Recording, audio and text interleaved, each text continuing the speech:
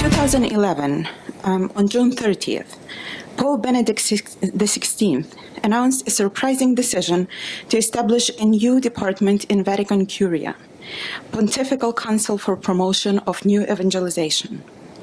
Surprising, because he was on record as having called for a number of curial offices to be reduced rather than increased. Following that, on September 21st, Pope issued a motu proprio formalizing the existence of the new department for the new evangelization and named theologian Archbishop Salvatore Fiscianella as its first president. Moreover, the new evangelization of the transmission for the Christian faith became the topic of the 13th Ordinary General Assembly of the Synod of Bishops in 2012. It's a lot of numbers and names. But we can see that the issue becomes really important for the Roman Catholic Church. Why? Today, I will briefly present to you the concept of the new evangelization in the distinctively Roman Catholic perspective, mainly the evolution of the understanding of the idea. We'll make an attempt to draw sometimes overlooked aspects of this ministry. And as a conclusion, I shall share with you a concrete example of exercising this pastoral mission by our university chaplaincy, which extends to both local and international members of the university community. Despite the fact that Catholic Church has a long history of bringing to action the New Testament's clear stipulation to proclaim the good news, the noun evangelization began to be used by Catholics only about 50 years ago.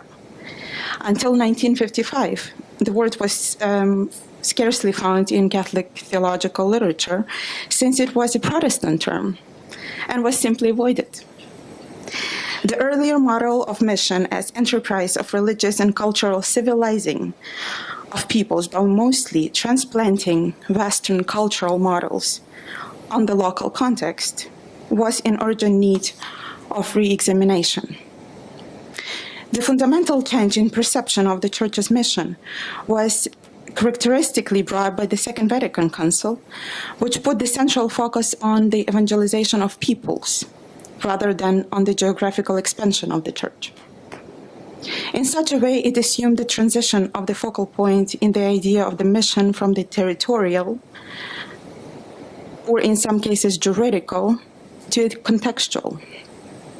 Evangelization became considered to be the first proclamation of the good news, dynamic and charismatic, the progressive formation in the faith of those who were already evangelized. The change in terminology, missions, to missionary activities, and later to evangelization, and then to new evangelization, was not just a question of words, but of concept. The decree Agentis affirmed that the entire Church, by her very nature, is missionary, meaning that mission is not just a concern of religious congregations, missionary institutes, or professional missionaries. The concept of missionary activities employed in Agentis signalized the renewed, more dynamic and broader understanding of the Church's nature and its role in the societies. The decree further clarified that the universal evangelizing mission of the Catholic Church is nevertheless differentiated in its exercise given the condition of the ones for whom it is directed, the different types of human groups evangelized. It thus distinguished missionary activity directed to the evangelization of those people or groups that do not yet know Christ, and among which no mature local context exists, from pastoral activities directed to the ongoing evangelization of those who already are Catholics. This distinction was one of the Council's best-kept secrets, until its emphatic reiteration by John Paul II in number 33 of Redemptoris Missio. In 1974,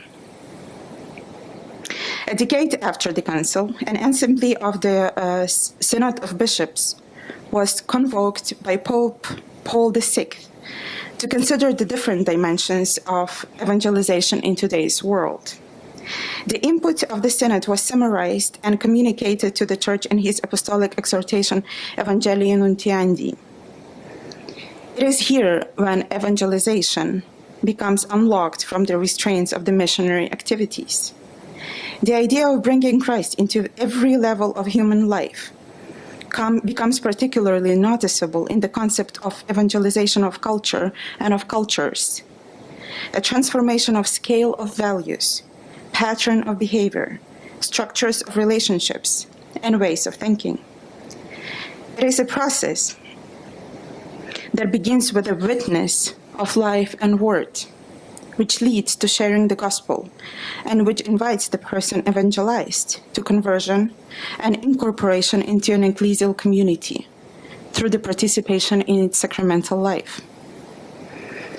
As a consequence, a previously overlooked notion of the evangelizing responsibility of the local churches, of bishops, priests, religious, and laity, was called for more attention.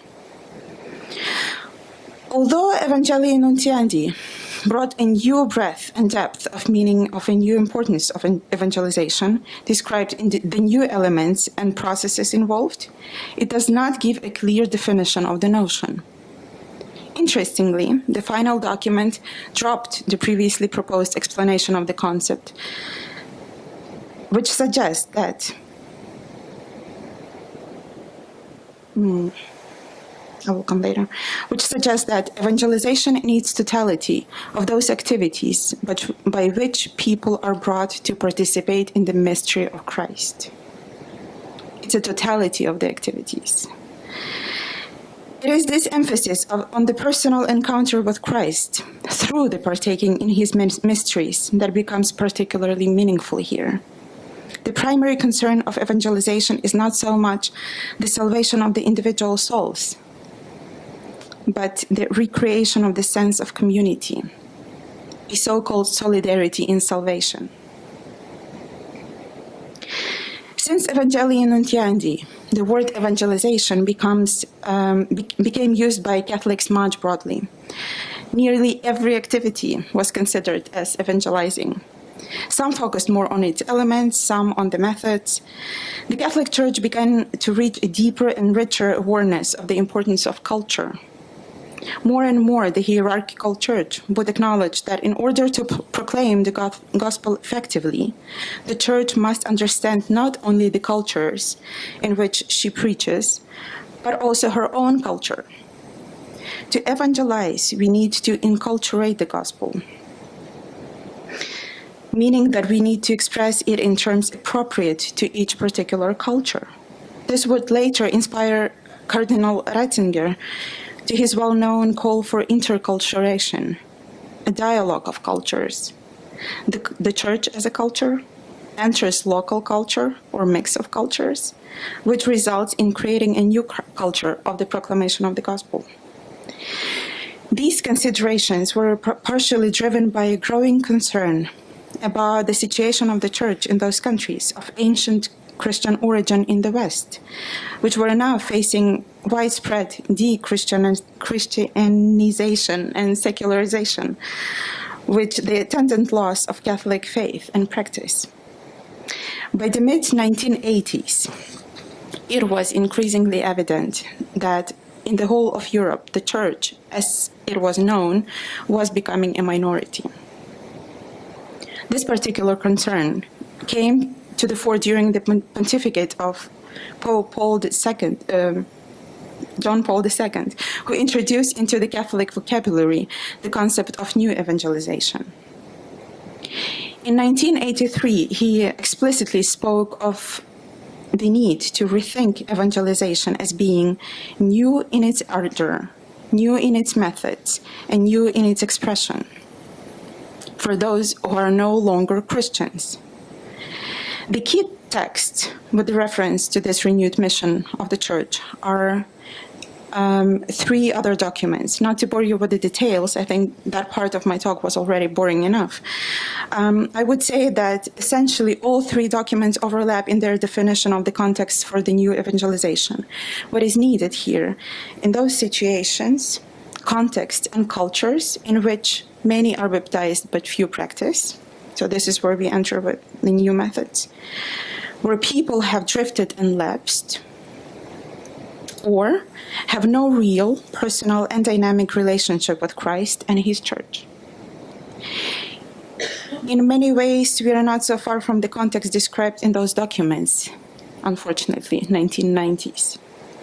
A large part of today's humanity does not find the good news in the classic proclamation of the word by the church. New ways, new methods, new perspectives are needed to convey the good message to the people. Evangelization, however, is not a program. It does not offer a magic formula to transform the population. The program already exists, though. It is stipulated in the gospel, and it has its center in Christ himself. This last point was clearly elaborated by our recent Pope Francis in his exhortation Evangelii Gaudium. He invited to a renewed personal encounter with Christ and identified evangelization as a paradigmatic for all the church's activity, rather than reserved for offices and full-time catechists. He highlighted the challenges that impede its processes, the early church's tradition of hands-on service to the poor, the hunger for good homilies, and the need for courageous believers prepared to share the word in slum neighborhoods and corporate boardrooms. I prefer a church which is bruised, hurting, and dirty because it has been out on the streets, rather than a church which is unhealthy from being confined and from clinging to its own security, said Francis. Nice. How do we understand re-evangelization today? In what way do we speak to concrete people? What image of Christ do we convey to them by our actions? These and many other questions are being discussed today and yesterday, today and tomorrow, and I'm really happy to be part of those discussions. I believe that the best ideas are born in honest and open discussions, something I really enjoy here. Yet I would like to use my time to reflect on a few somehow overlooked aspects, and this is what was the word until yesterday. And yesterday I understood during our conversation at the table that these are not overlooked aspects anymore. These are more sensitive aspects of evangelization. So I call them lessons to be learned. Yeah, and that's the quote of evangelization. Catholic Church has a long history of defining the environment around itself, of pointing on the characteristics of the context in which it finds itself. It's always out. As a consequence, today we are faced with the phenomenon of participation by observation, be it in church or in social life, which truly reflects the crisis of our engagement and authenticity. The sacramental and the symbolic are here jettisoned for immediate and ephemeral. We do not live in two different worlds, the sacred and the secular, with the word, liturgy, and sacraments offering an escape from the ordinary to the eternal. The Church needs to find its place and its role in the contemporary context, not only by rethinking what it does, but rather, if not more importantly, what it is. Our being determines our doing, and vice versa. With regard to evangelization, there is a particular self-reflexive mechanism at work.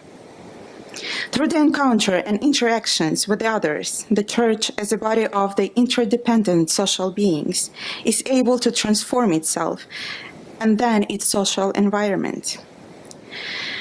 The proclamation of the gospel to the world is ultimately bound up with the renewal of the Church's self-understanding and the rediscovery of the Church's genuine mission.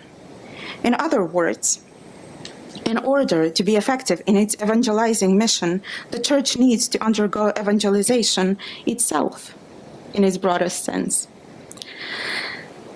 Here are those few matters.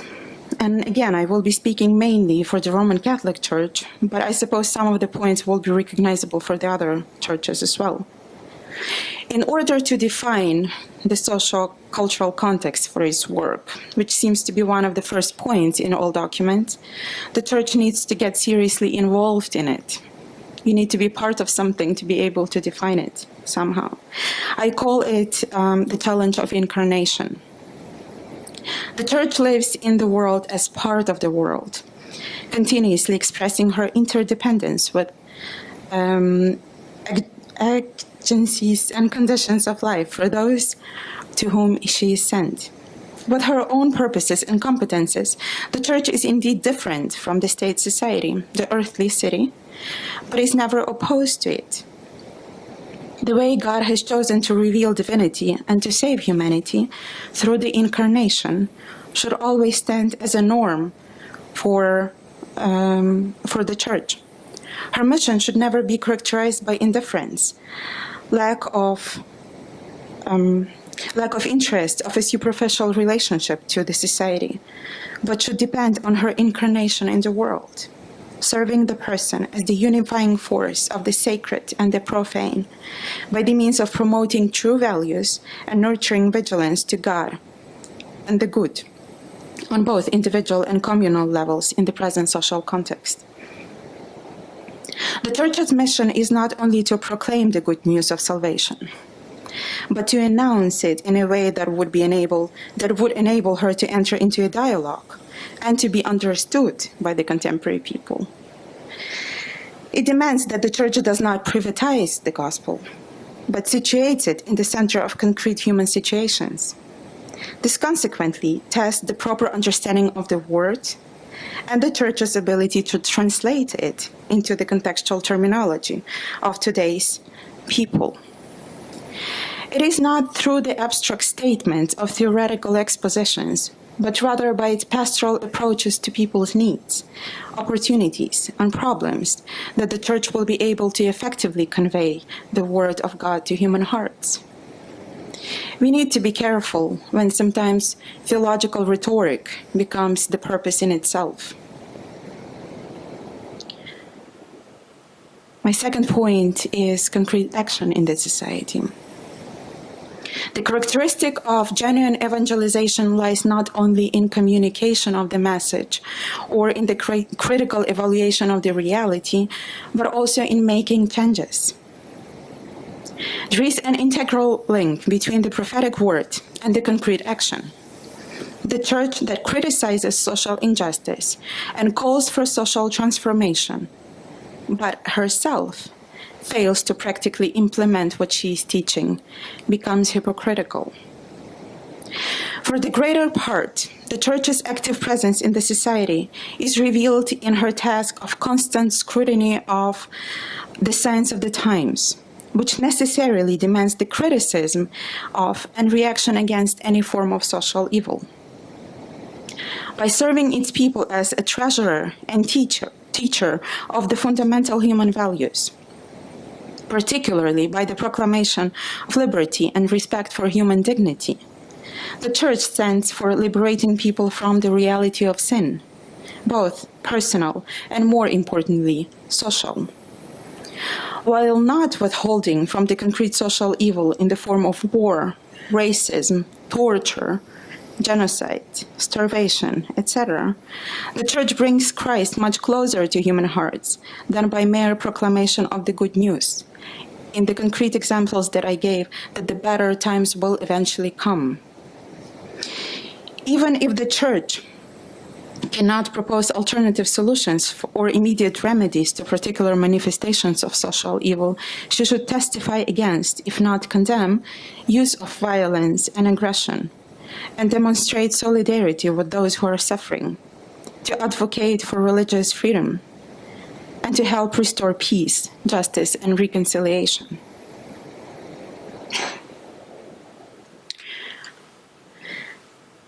Very often, the reason of the Church's breakdown in the society is due to its excessive legalism and lack of pastoral sensitivity to the concerns of her people. More and more people find themselves being pushed to the margins of the Church community because of their canonically irregular situations, sexual orientation, those opting for the artificial birth control in Catholic Church, etc. The Catholic Church developed the entire register of ways how to fix those personal situations, very often without full understanding and sensitivity to their particular context. When church authorities make judgments on the moral behavior of persons concerned primarily with human-made laws, applied to everyone, without much differentiation for the concrete circumstances and people's motives, this proves the result not only in public scandal, but more importantly in people's alienation from and massive exodus out of the Church. Just for the sake of clarity, I do not argue here that in order to gain more flock, we need to compromise Christian ideals. No. My concern here is rather that there could be no judgment of people's situations without the full understanding of those and without Christian love. In my opinion, such a legalistic attitude to the church leaders is a living contradiction to the Church's public witness, that is the salutary proclamation of a forgiving and merciful God. And finally, arguably, the primary mission of the Church in the contemporary society is testifying a loving God by being the intelligible sign of unity with other ecclesial communities. To what extent would it be effective, sincere, and constructive to profess Christ as the Lord of all without making a full effort to bring our ecclesial communities into that unity, which manifests this profession of faith? Unfortunately, for centuries, the Roman Catholic Church has lived in the great mistake of employing the concept of unity to actually enforce conformity. It is rather by means of dialogue, combining discernment and mature conviction, reciprocal forgiveness, cooperation, and integration that ecumenical unity can be attempted to be achieved.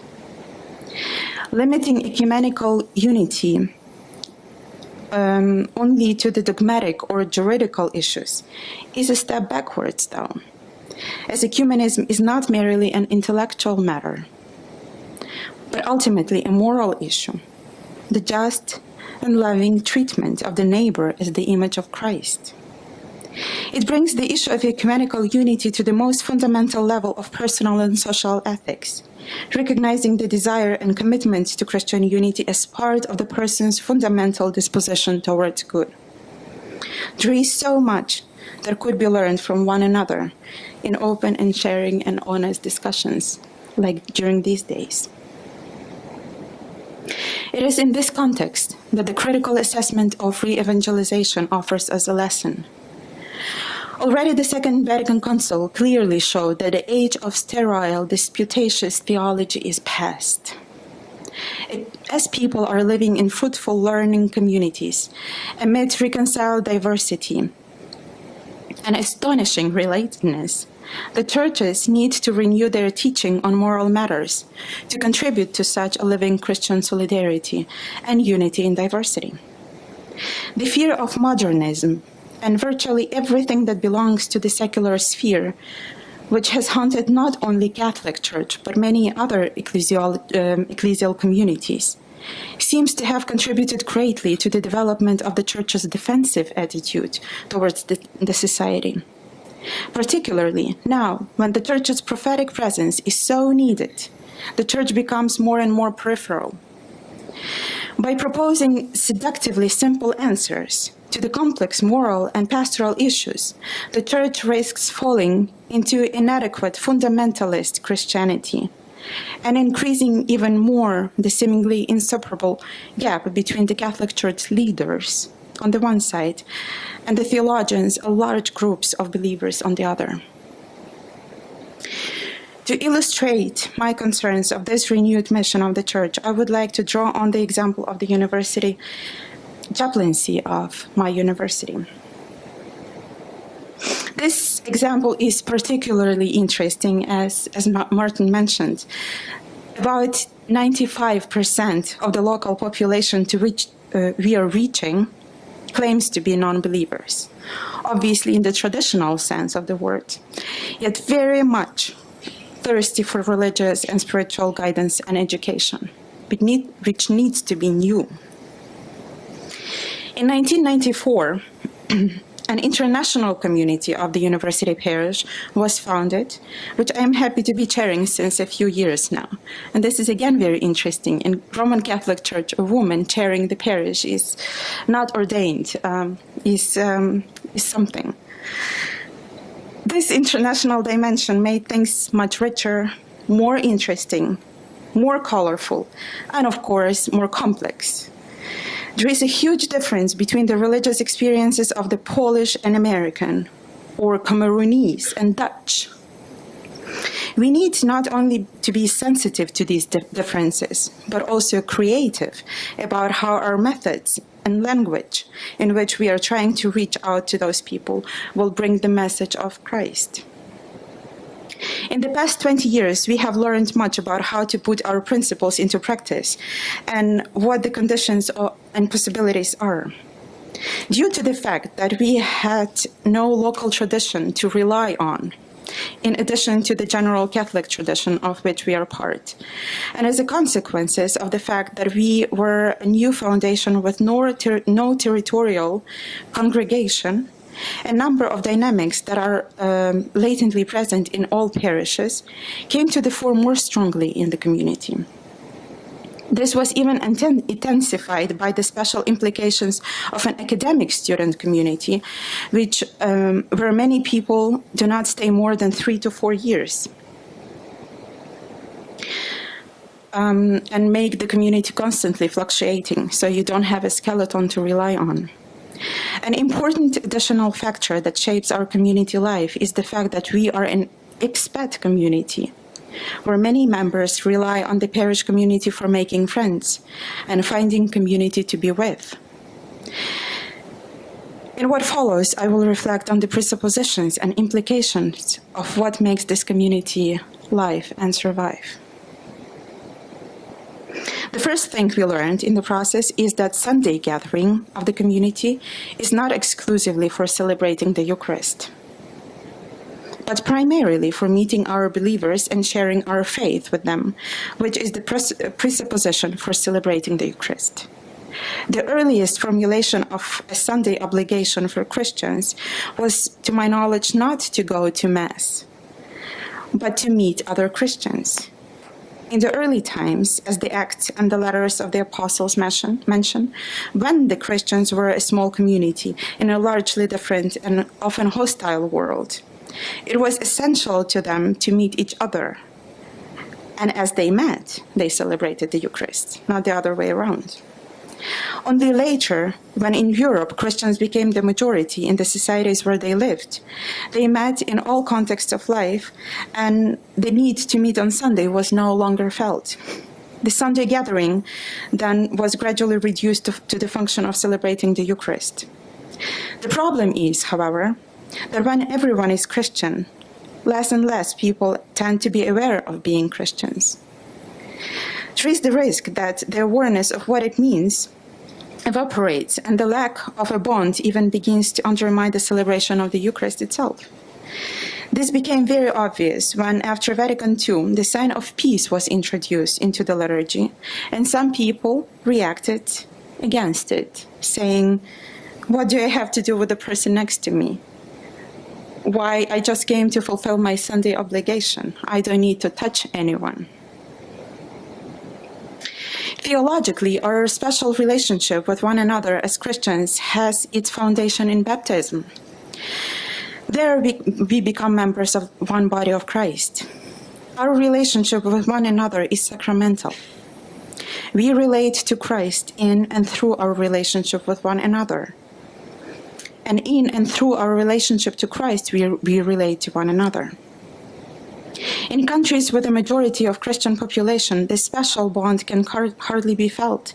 Since baptism has lost much of its meaning as well, the special bond is at most felt in belonging to a religious order, belonging to Jesuits, Franciscans, Dominicans, etc., or a new religious movement, focolare, marriage encounter, etc. It is shocking to note that the awareness of the special bond in baptism has disappeared so much that in the First and the Second World War, fellow Christians and even fellow Catholics were able to kill each other in the name of their nationalist allegiance, with only few believers refusing to participate in the killing on the basis of their Christian education. Far from making Christians illicit and exclusivist, only caring about fellow Christians, the special bond that unites all the baptized is not exclusivist in nature, but inclusivist. This means that its function is to open our eyes for the special bond that exists between all human beings, and in fact all creatures by virtue of being related to the same Creator. Christians are made, not born. This is particularly clear when young adults turn to us, expressing their wish of learning more from the Christian, in our case, Catholic tradition.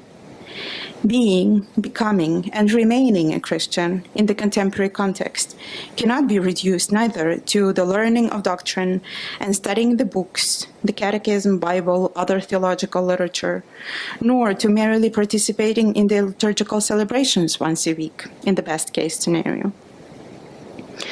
The socialization process of the evangelization is to be multidimensional, open, sensitive, and proportionate.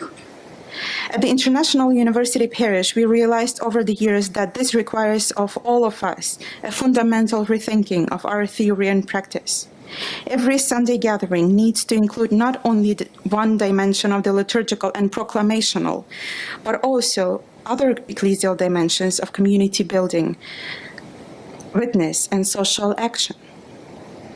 Thus, the University Parish life has been reorganized around four principles: community building, koinonia, prayer, and liturgy, liturgia, proclamation and teaching, kerygma and didache, and solidarity expressed through social justice and love, diakonia and caritas. In our case, the koinonia dimension, community building dimension, is stimulated by the student residences, run with a particular accent to a Christian tradition for young, very often unbelieving people. At the moment, we have 12 student residences, which can accommodate from 200 to 30 students. Their experience of Christian living and studying together in a community is spiced up by various community building activities, such as community meals, going on a trip for a weekend, celebrating Christian feasts, participating in workshops, etc. All of this is done in an open and not intruding way. The supervisors of each student residence are committed to following a special formation program, which helps them to handle many practical matters, but more importantly, teaches them to evangelize in a new way by putting into practice the body of Christ's theology. The kerygma dimension, proclamation dimension, is practiced through a wide range of intellectual awareness-raising activities, lectures and workshops by leading Christian theologians and scholars from other religions, church activists, scientists, representatives of NGOs with focus on humanitarian aid, etc. Invitations to get acquainted with particular religions and spiritual traditions through the trips to the abbeys, synagogues, and mosques. There is also an offer of an in-depth spiritual guidance for those who need something more. In our university environment, this dimension appears to be one of the most needed, as it balances the cognitive faculties with the spirit. Yet, it is not necessarily the most wanted one. I think our staff members and students have enough lectures, so they don't want to come to us for another one. The diakonia dimension, the solidarity dimension, however, attracts the majority of our university members. In addition to many volunteering projects offered from our site, such as help in elderly houses, hospitals, children's playgrounds, fundraising events for natural and human-made disaster relief, etc., people constantly bring their ideas, which we try to implement. This solidarity dimension does not require any church community belonging, something what young people seem to be most opposed to. Yet, it stimulates them to open up, to transcend themselves, and to offer their help without any expectation of being paid back. Isn't it exactly what we mean by the Christian concept of charity, in the broadest sense of the word? Very often, people who took part in the same actions keep meeting each other and do eventually come to church, just as it was in the early times, when I mentioned before. They meet and then they come to church. To conclude, in the history of Catholic theology, there were too many hasty answers given too easily, whereas there was more time needed for reflection and deeper questions. As we are still immersed in the mystery of our Lord's resurrection, it might be a good time to turn our answers back to questions and dwell with them in silence for a while. Easter time is time to reconcile. Reconcile with God, with the others, with ourselves, with time and environment, so we could better understand our own identity and then that of the others. Easter time is time to share. Share our joy, our meals, our faith, our ideas and concerns. Share the suffering of the neighbor, share the reality of the poor, so we could learn to give generously and receive with gratitude. Easter time is time to touch people's wounds, as Thomas did, to reach out of ourselves, to recognize the vulnerability of the others, to feel their pain, and to be there for them, so we could learn more sincerely, so we could learn to love more sincerely. But also, Easter time is time to celebrate together the triumph of life over death, the new beginning, so we could proclaim the mystery of Christ with better understanding and with open hearts. New re-evangelization requires a new theological approach. As Leslie Newbigin would insist, it's Christocentric, not ecclesiocentric. Its aim is neither to preach the church nor to enhance the institutions of the church. It is about rediscovering Christ and finding ways to invite the others to participate in the mystery. Perhaps it is about time to reconsider the major methodology of the church in order to be successful in the proclamation, to rethink the church from below, from the position of a vulnerable, often very broken human person, in close interrelation with the other, often very different other, in the particular historical and cultural context. Contemporary Catholic ecclesiology lacks a positive, ascending anthropology, where not an abstract ideal dictates the patterns of ecclesial life, but rather a serious appreciation and the most sincere concern for a genuine well-being of a person in connection with the other human beings, oriented toward God, becomes the focal point of the Church's existence and teaching. Thank you.